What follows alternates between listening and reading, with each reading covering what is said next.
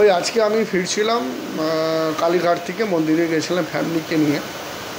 তারপরে যখন ওই 0 মাইলস এবং গুপ্তা জুয়েলার্স মাঝখানে প্রায় 10:30 বাজে, তখন গাড়িটার ডান দিক থেকে একটা সাউন্ড হলো ধুম করে, মেবি মানে কিছু লাগলো গাড়িতে। এবং তারপর আমার ড্রাইভার একটু এগিয়ে গিয়ে গাড়ি দাঁড় করিয়েছি, দেখছি গাড়িতে পুরো একদম কাঁচ একদম ছেদ করে, মেবি গুলি চালানোর মতন বা কিছু অন্য হতে পারে, জানি না, সেইটা আছে। ফ্যামিলি ছিল, তারপরে সঙ্গে সঙ্গে পুলিশকে খবর দিয়েছে এবং ফ্যামিলি আমরা গাড়ি নিয়ে চলে এসেছি বাড়িতে।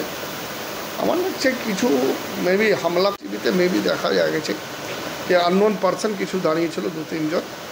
এখন কে আছে না আছে পুলিশকে বলেছি, তদন্ত হচ্ছে।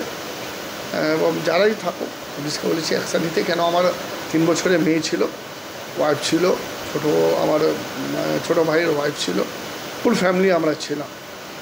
পুলিশকে বলেছি, পুলিশের সঙ্গে কথা হয়েছে, পুলিশ এফআইআরও আমরা করেছি এবং অ্যাকশান হবে নিশ্চিতভাবে। আমাদের অভিষেক বন্দ্যোপাধ্যায় অফিস থেকেও ফোন এসেছিল, তো অ্যাকশান হবে। যারাই থাকুক না কেন, তারা এই গুলি চালিয়ে বা হামলা করে ভয় দেখানো চলবে না।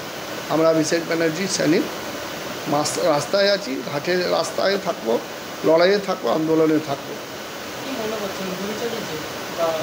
মেবি লাগছে, এখন কি আছে সেটা আমি তো মানে 100% সঠিক বলতে পারবো না কি হয়েছে, কিন্তু মেবি এরকমই কিছু হয়েছে।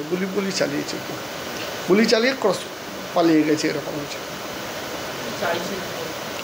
চাইছি মানে পুলিশ, আমাদের হাওড়া সিটি পুলিশ খুব ভালো কাজ করে এবং নিশ্চিতভাবে যারাই হোক না কেন, যেই হোক না কেন, তাকে বের করতে হবে। তাকে বের করলে সন্তুষ্ট বের করতে হবে, এটা সে এইখানে এদিক দিয়ে এসেছিলো, পেরিয়ে ক্রস করছে, গাড়ি স্পিডে ছিল।